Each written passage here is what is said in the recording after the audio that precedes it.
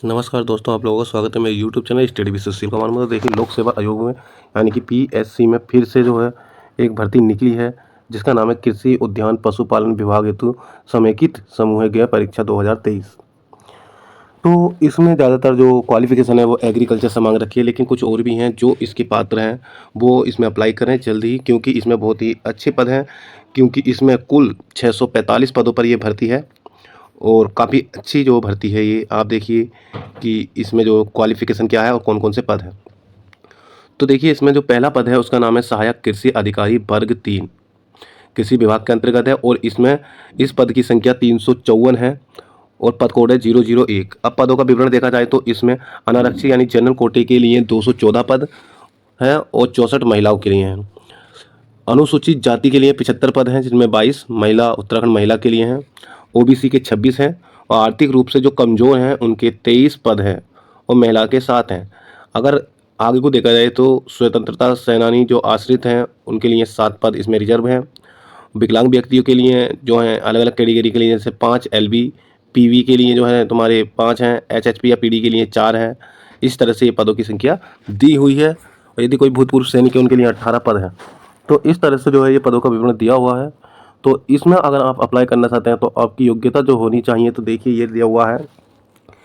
इसमें चौथे कॉलम पर दिया हुआ अनिवार्य शैक्षिक अर्हता भारत में विधि द्वारा स्थापित किसी विश्वविद्यालय या संस्था से कृषि में स्नातक की उपाधि हो, यानी कि एग्रीकल्चर से जिसने कर रखा है वे व्यक्ति इसमें अप्लाई कर सकते हैं। और इसमें सीमा बहुत मांगी है, आयु सीमा जो है 21 से 43 वर्ष तक है, आप इसमें अप्लाई कर सकते हैं। दूसरे पद का नाम है उद्यान पर्यवेक्षण वर्ग 3। ये उद्यान का मतलब है फूलों से संबंधित। तो इसमें जो पदों की संख्या है वो है 245 पदों की संख्या है। और पदों का विवरण देखें तो जनरल कोटे के लिए 130 पद हैं, जिसमें और 39 पद महिलाओं के लिए हैं। अनुसूचित जाति के लिए 47 पद हैं, 14 महिलाओं के लिए हैं। अनुसूचित जनजाति के लिए 10 पद हैं, 3 महिलाओं के हैं। ओबीसी के लिए 34 पद हैं, 10 महिलाओं के हैं। आर्थिक रूप से कमजोर वर्ग के जो बच्चे हैं उनके लिए 24 पद हैं, 7 महिलाओं के लिए हैं। और देखा जाए तो ये अलग से भी दे रखे हैं। विकलांग बच्चों के लिए 10 पद हैं, भूतपूर्व सैनिक के लिए 7 पद हैं और स्वतंत्रता सेनानी से आश्रितों के लिए 5 पद हैं। और टोटल पदों की संख्या इसमें 245 है। आप इसमें अप्लाई करना चाहते हैं तो आपकी योग्यता रहेगी, देखिए, बीएससी होनी चाहिए जीव विज्ञान में, या फिर बीएससी कृषि में हो, या फिर आपने बीएससी कर रखा हो उद्यान से, तो आप इसमें फिर उसके समय अप्लाई कर सकते हैं। और अधिमानी का मतलब है कि अगर आपके पास और योग्यता है तो ये और भी अच्छी बात है। ये देखिए दे रखा उद्यान निरीक्षक वर्ग 2 उद्यान विभाग के अंतर्गत है। दूसरे इस पद की संख्या 27 है और आप देखें कि इसके अंतर्गत जो है अनारक्षित के लिए 14 पद हैं और अनुसूचित जाति के लिए 5 हैं, अनुसूचित जनजाति के लिए 1 है, ओबीसी के लिए 4 है और आर्थिक रूप से कमजोर जो है उनके लिए 3 है। ये महिलाओं के भी दे रखे हैं और स्वतंत्रता आश्रित के भी, दिव्यांग बच्चों के लिए भी है और भूतपूर्व सैनिक के लिए भी 1 पद है। इन तीनों के लिए 1-1 पद है। आप अगर इस पद में अप्लाई करना चाहते हैं तो आपकी योग्यता होनी चाहिए बीएससी जीव विज्ञान जूलॉजी से, और या फिर बीएससी होनी चाहिए आपकी कृषि से। देखिए, और आप देखिए इसमें अगला एक पद है जिसका नाम है सहायक मशरूम विकास अधिकारी वर्ग 2। तो इनमें पदों की संख्या 3 है और जनरल के लिए इसमें 2 पद हैं, जिसमें 1 महिला का है और अनुसूचित जाति के लिए 1 पद है। अगर इसमें आप अप्लाई करना चाहते हैं तो आपकी योग्यता होनी चाहिए बीएससी जीव विज्ञान से, या फिर आपने बीएससी कर रखा हो कृषि में। तो आइए आगे देखते हैं। अगला पद का नाम है सहायक प्रशिक्षण अधिकारी वर्ग 2 वनस्पति विज्ञान उद्यान विभाग। तो इसमें भी पदों की संख्या 3 है, जिसमें अनारक्षित के लिए 2 हैं, जिसमें 1 महिला का पद है और अनुसूचित जनजाति के लिए 1 पद है। तो आइए आप देखिए, इसके लिए जो आप अप्लाई करेंगे वो योग्यता रहेगी कि आपको विश्वविद्यालय मान्यता प्राप्त विश्वविद्यालय संस्थान से बीएससी जीव विज्ञान में या बीएससी एग्रीकल्चर में होना अनिवार्य है।